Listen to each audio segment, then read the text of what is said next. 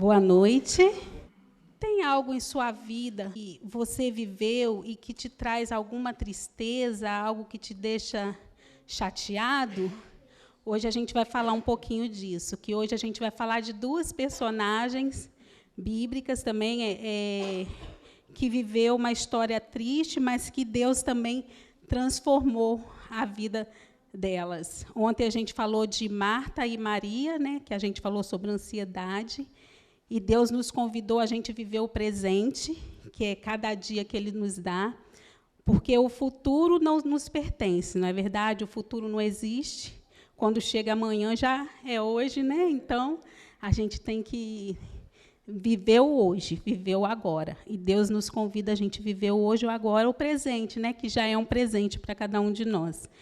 E todo mundo aqui já passou, porque nós somos uma geração que vivemos há 3 anos atrás, a gente passou por uma pandemia. E todo mundo sabe como foi difícil para todo mundo, né? Teve pessoas que perderam seus entes queridos, a gente ficou separados, isolados, muitas das vezes não podendo ver nossos parentes, né? Eu fiquei um bom tempo sem ver minha mãe. Ela mora em outra cidade. E eu lembro que, quando começou a pandemia, ela já é idosa, ela não é tão idosa, que eu falei assim, ainda é jovem, né? Ela está com 67 anos, nova, né? Ela falou assim, Tati, não traz meus netos aqui, porque agora está falando que ele não pode ficar perto de criança, que esse negócio de pandemia, então não dá para... Fica um tempo sem vir. E eu lembro que eu fiquei quase 1 ano sem ver a minha mãe na pandemia, que ela não queria ver os netos, né, que ela estava com medo, né? Todo mundo passou por isso. Então, nós somos uma geração que vivemos algo marcante, que foi a pandemia.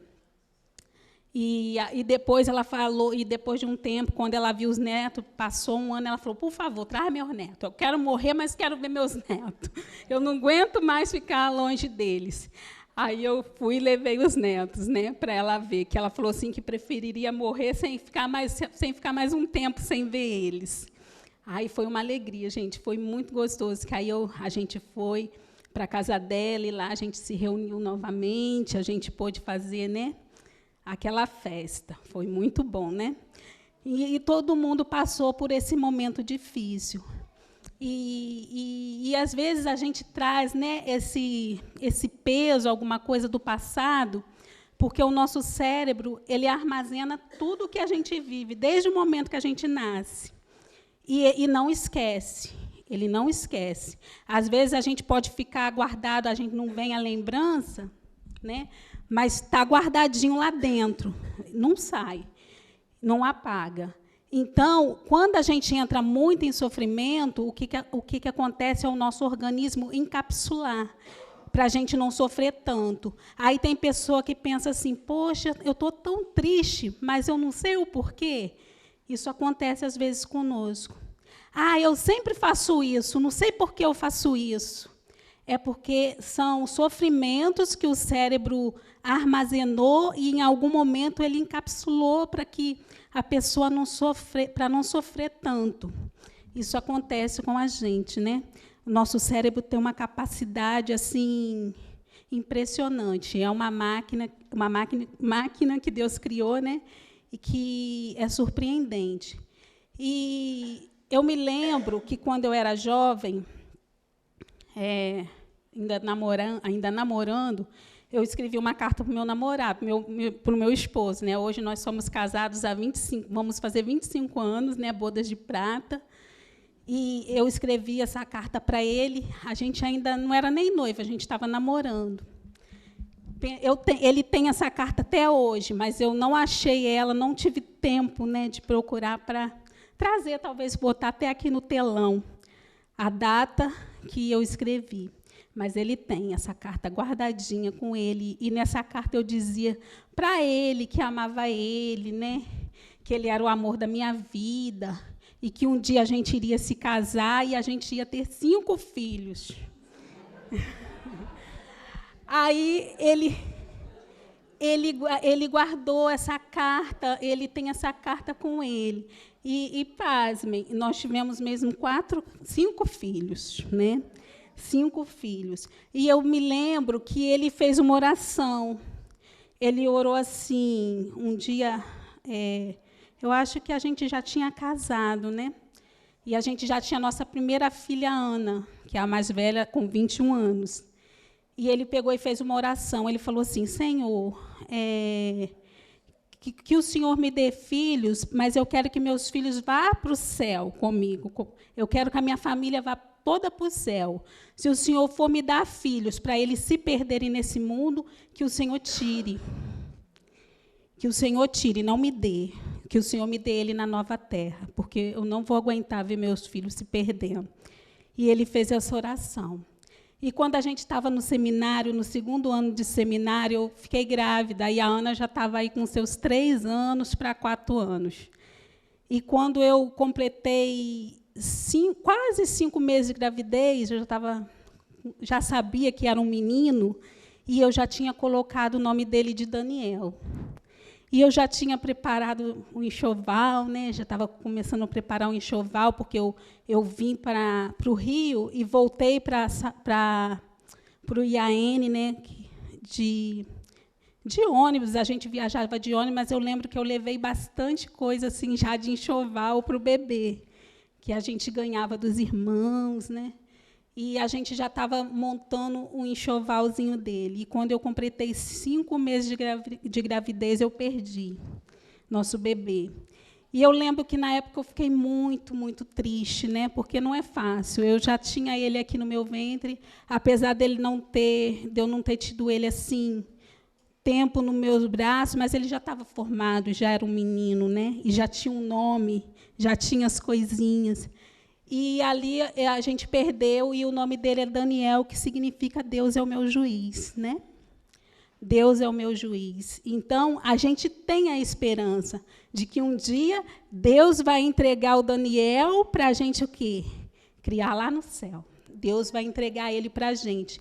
Então, isso é uma das coisas que marcam a vida, né, da gente, porque depois disso eu não consegui mais fazer o enxoval dos meus bebês, né, futuros. Que depois do Daniel, Deus ainda me deu mais 3 filhos lindos, né? E dali eu tinha esse trauma de não conseguir fazer o enxoval.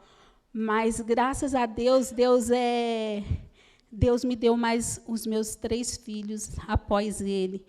Então, as palavras, né, elas são fortes e elas têm o poder de se materializar. E Deus cumpriu aquilo que eu escrevi, que eu nem sabia ainda.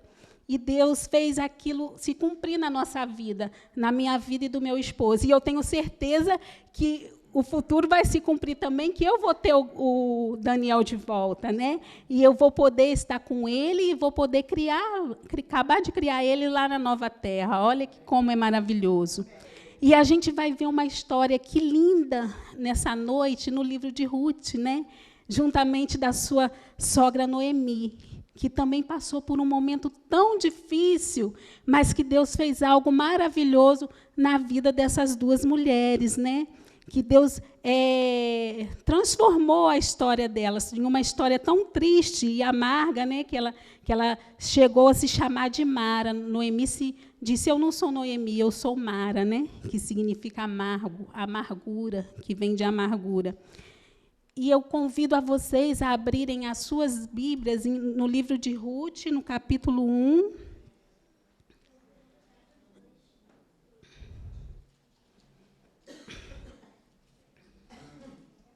Vamos ler de 1 a 5. Nos dias em que julgavam os juízes, houve fome na terra, e um homem de Belém de Judá saiu a habitar na terra de Moabe, com sua mulher e seus 2 filhos. Este homem se chamava Elimeleque, e sua mulher Noemi. Os filhos se chamavam Malom e Quilion, efrateus, de Belém de Judá. Vieram à terra de Moabe e ficaram ali. Morreu Elimeleque, marido de Noemi, e ficou ela com seus 2 filhos. os quais casaram com suas mulheres moabitas. Era o nome de uma órfã e o nome de outra Ruth, e ficaram ali quase 10 anos. Morreram também ambos, Malom e Quilion, ficando assim sua mulher desamparada de seus 2 filhos e de seu marido. Olha, que história triste, né? Noemi, eles se mudaram, né? Foram eles eram eframitas da tribo de Efraim, moravam em Belém, né? E eles mudaram para Moabe devido à fome, né? Devido a alguns problemas, eles se mudaram. E diz que a história conta que ela perdeu os seus 2 filhos e o seu marido, e logo depois os seus 2 filhos. Então, Noemi tinha uma amargura muito grande em seu coração, uma perda, né? Muito grande. E quando ela perdeu os seus 2 filhos, e ela fez uma proposta agora para as suas 2 noras, que moravam com ela, né? Que estava agora com ela. Agora, 3 mulheres desamparadas. Naquele tempo, as mulheres dependiam, né, muito da presença masculina, né, para o cuidado. E agora, essas 3 mulheres sozinhas, Noemi chega para as suas 2 noras e faz uma proposta para elas. Eu convido a vocês lerem, então, no verso 14. Então, de novo, choraram em voz alta. Orfa, com um beijo, se despediu de sua sogra, porém Ruth se apegou a ela. 15. Disse Noemi: eis que a tua cunhada voltou ao seu povo e aos seus deuses. Também tu volta após tua cunhada.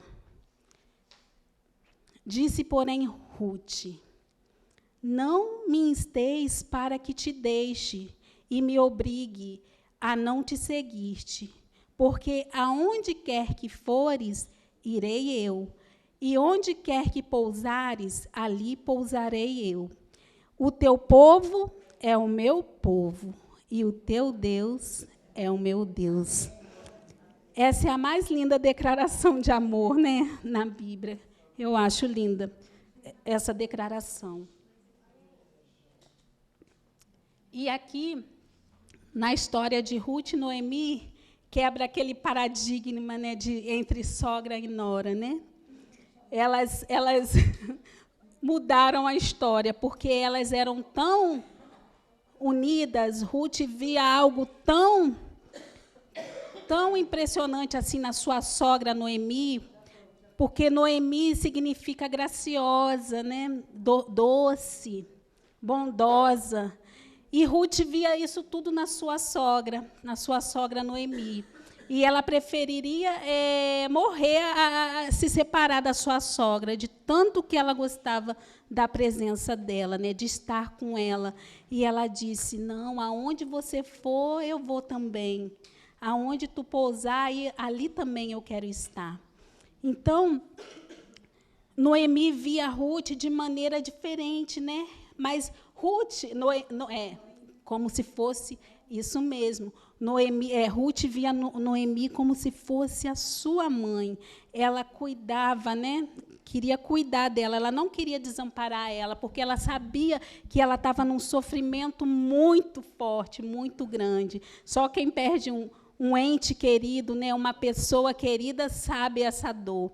E agora, Ruth, ela queria estar ali junto, né, junto da sua sogra, transformando ali, ajudando ela a transformar a vida em novas expectativas, porque as duas estavam desamparadas.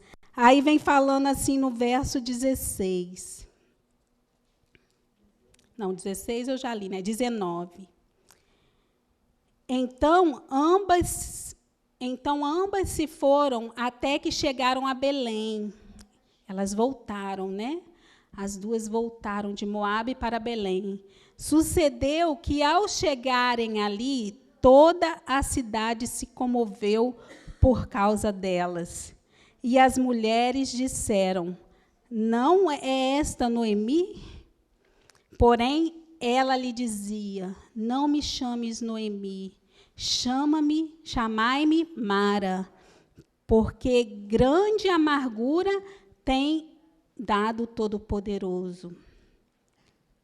Ditosa eu parti, porém o Senhor me fez voltar pobre.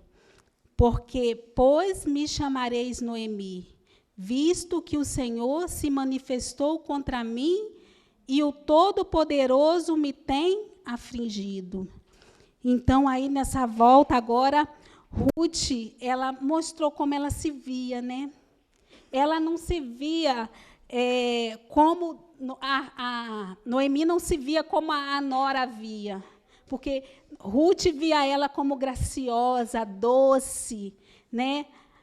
Agora, e Deus também via a Noemi assim, mas ela não se via assim, né? Noemi não se via assim, ela se via amarga, ela se via triste, afligida, né? Pobre, porque ela perdeu as suas maiores riquezas, né? Que eram os seus amores. E agora as duas chegaram ali, toda a cidade estava comovida por causa delas, né? E agora elas precisavam de algo que mudasse a vida dela. Por quê? Porque a depressão, ela faz assim conosco, né? Ela nos abate. A pessoa, quando está com depressão, ela fica triste e ela tende a se afastar das outras. Ela tende a não querer uma vida social. E isso já é até uma defesa, sabe, do organismo, porque a pessoa, quando está com depressão e ela se afasta, diz que nem é bom, porque às vezes a gente quer agradar, falar assim, vamos sair, vamos visitar alguém, vamos fazer algo diferente para animar a pessoa, mas diz que não é bom, porque a pessoa vai fazer um esforço muito grande emocional para estar com outras pessoas, isso vai desgastar mais ela, e é como uma feridinha que está aberta, é uma ferida aberta.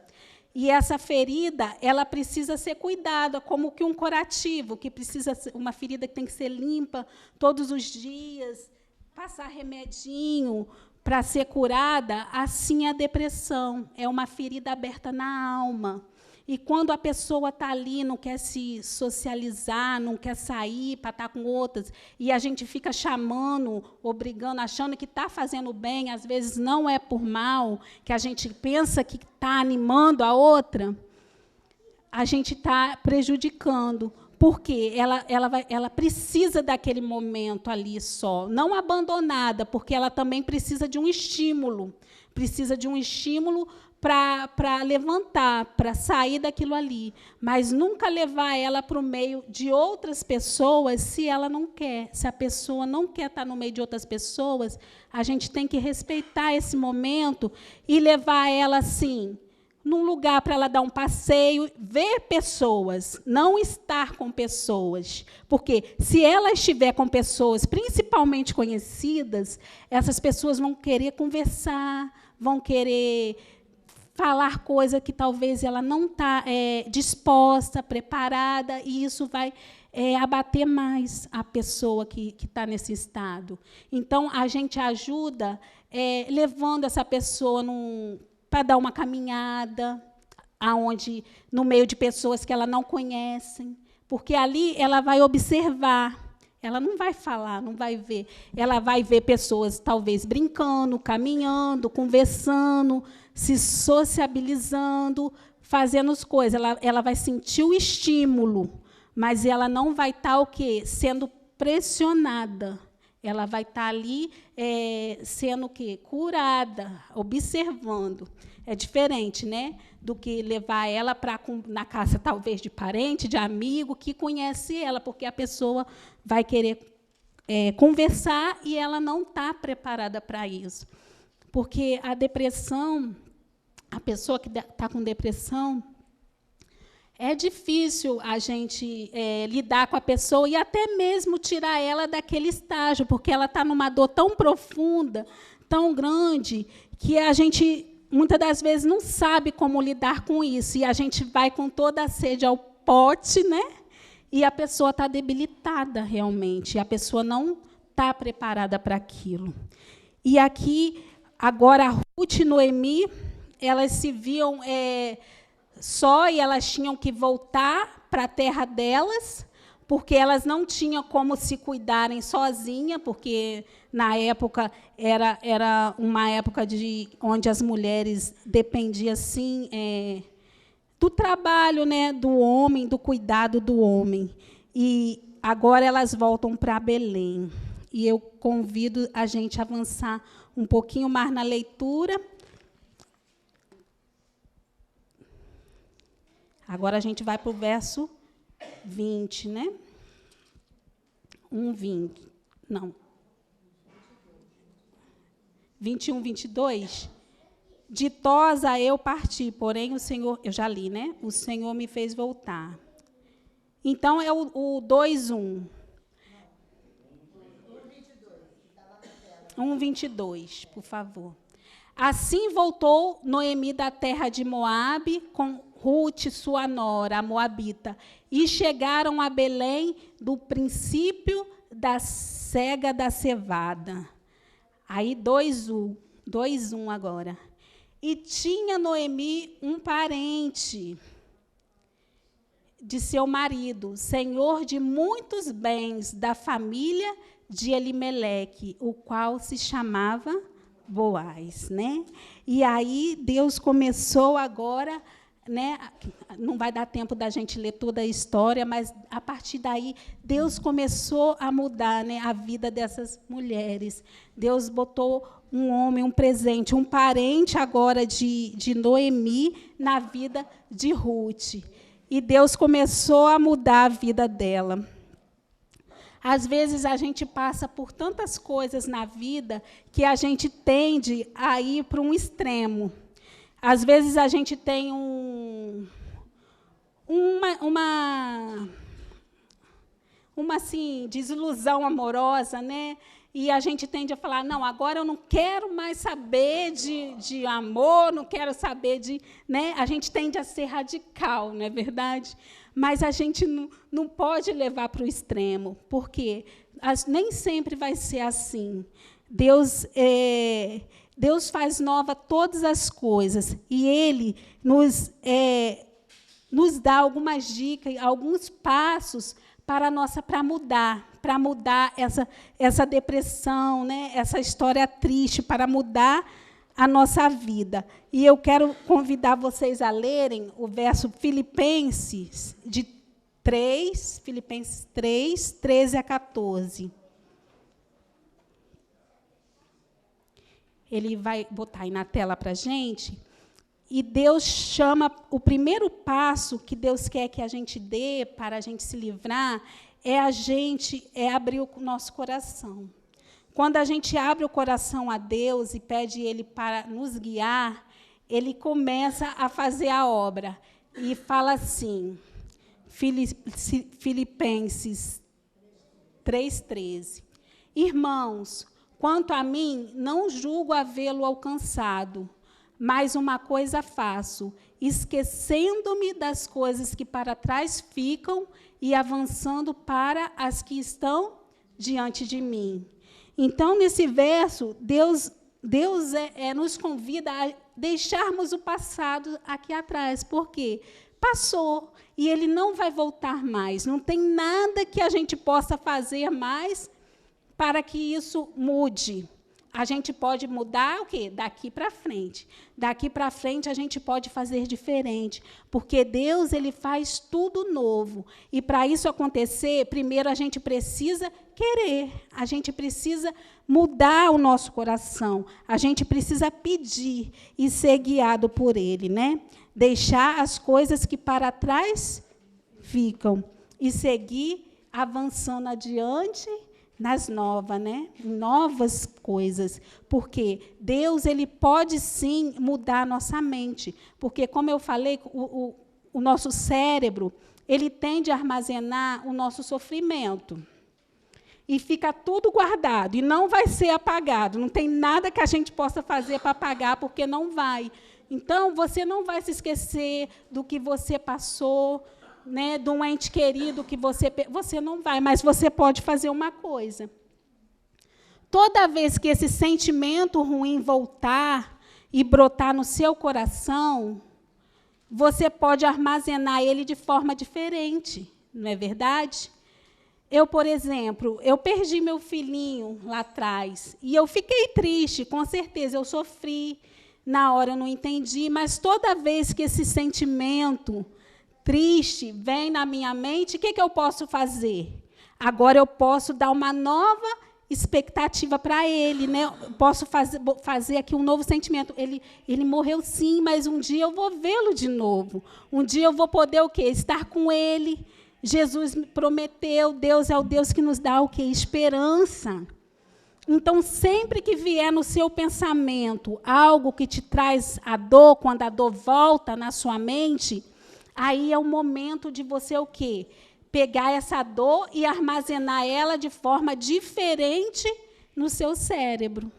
Que agora ela vai entrar de forma o quê? Positiva, porque agora você aprendeu, né? E isso vai fazer a sua dor aqui amenizar. Esquecer, você não vai esquecer.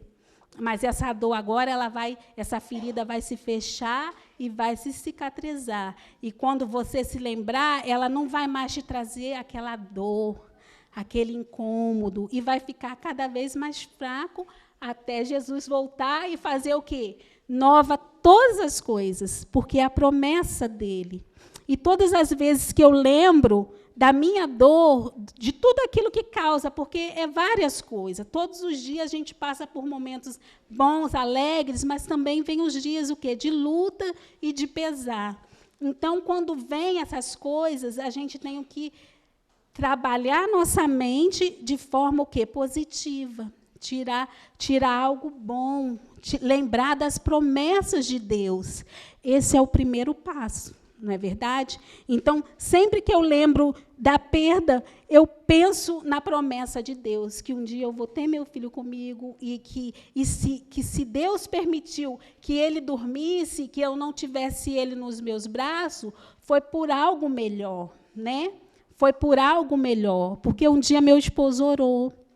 Meu esposo falou, se não for para o meu filho entrar no céu comigo, eu prefiro que ele durma, e um dia o Senhor me entregue.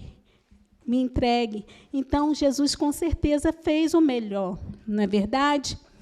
E agora a gente vai ver o segundo passo. O segundo passo é abrir o coração a Deus e ser guiado por Ele, é pedir ajuda, né? O segundo passo é a gente pedir ajuda, se necessário. Caso a gente não consiga sozinho, a gente pode pedir ajuda. Pode pedir ajuda primeiramente para Deus, né? Porque Ele está sempre disposto a nos ajudar, Ele está sempre pronto a nos ajudar. E vamos abrir em Salmos 139, 23, 24. Sonda-me, ó Deus, e conheces o meu coração. Prova-me e conhece os meus pensamentos. Então, Deus sabe tudo o que passa no seu coração, no seu pensamento. E, com certeza, se você ir até o Senhor e pedir a Ele para que te ajude, né? Para que te mude os seus pensamentos, mude aquilo que você está sentindo, aquilo que te machuca, com certeza o Senhor vai ouvir, o Senhor vai tirar, porque Ele nos conhece desde o ventre materno. Vem falando em Isaías 43, verso 4. Não, é Jeremias 1, 5. Isso. Depois a gente vai ler o Isaías. Primeiro é Jeremias 1,5, vem falando, antes que te formasse no ventre materno, eu te conheci, e antes que saísses da madre, te consagrei, e te constituí profeta das nações. Né? Aí é Deus falando para Jeremias, e ele fala para cada um de nós também, né? Que antes que ele formasse a gente no ventre materno, ele já conhecia cada um de nós. Deus conhece toda a sua dor, conhece a sua vida, não é verdade? E ele quer fazer algo maravilhoso. E agora sim a gente vai ler Isaías 43, 4. Visto que foste preciosos aos meus olhos, digno de honra, eu te amei. Darei homens por ti e os povos pela tua vida. Olha que Deus maravilhoso, né? Essa é uma promessa maravilhosa de Deus. Olha, Deus é tão bom, que Ruth passou por esses momentos e ele deu um presente maravilhoso para ela. Sabe? Depois de uma tempestade muito grande, vem a bonança, né?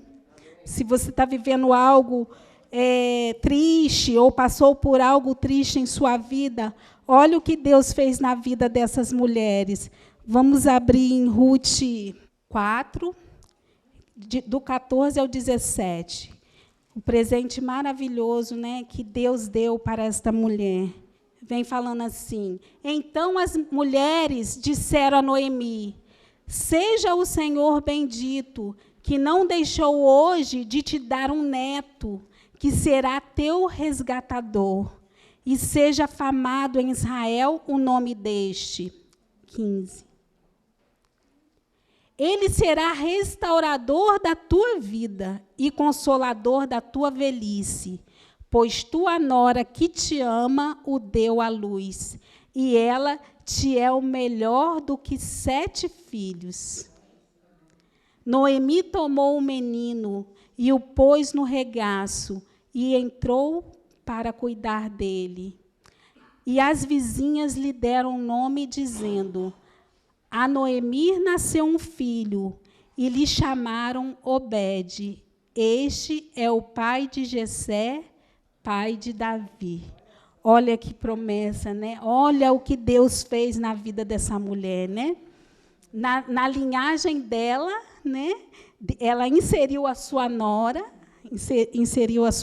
Ruth, porque Ruth, né, não quis abandonar, né, a sua sogra. E Deus deu uma memória para essa mulher até, né, a eternidade, porque ela foi ancestral aí, né, de Jesus, né?